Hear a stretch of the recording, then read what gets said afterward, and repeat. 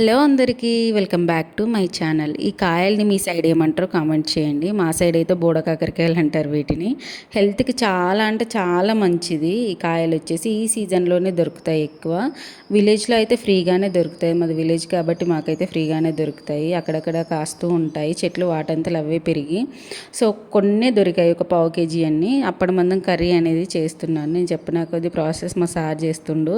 So first oil వేసేసుకొని జీలకర్ర ఆవాలు వేసుకున్న తర్వాత దాంట్లోనే పచ్చిమిర్చి, ఆనియన్, కొద్దిగా కరివేపాకు వేసుకొని ఇవి కూడా మంచిగా ఫ్రై అయిన తర్వాత దీంట్లోకి మనం కట్ చేసి పెట్టుకున్న బుడకాకరకాయలు వేసుకోండి.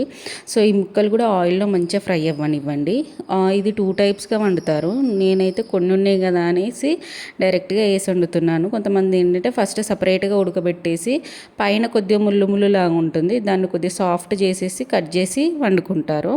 సో కొన్నే ఉన్నాయి కదా ఎందుకులే అనేసి నేను డైరెక్ట్ వండేస్తున్నాను. దీంట్లోకి ఒక 2 టమాటా కట్ చేసి వేసుకొని దీంట్లోనే అల్లం వెల్లుల్లి పేస్ట్ అండ్ పసుపు, సాల్ట్ ఇవన్నీ వేసి కొద్దిగా ఫ్రై అయిన తర్వాత కొద్దిగా కారం వేసేసుకొని ఇది కూడా కొద్దిగా 2 మినిట్స్ ఫ్రై చేసుకున్న తర్వాత ఒక చిన్న గ్లాస్ ఆఫ్ వాటర్ వేసేసుకోండి. ఓకేనా. వాటర్ వేసుకున్న తర్వాత మంచిగా ఇట్లా దగ్గరికి రానిచ్చి వేడి వేడి అన్నంలో తింటే మాత్రం సూపర్గా ఉంటుంది టేస్ట్. వీడియో కనుక నచ్చితే లైక్ చేసి సబ్స్క్రైబ్ చేసుకోండి.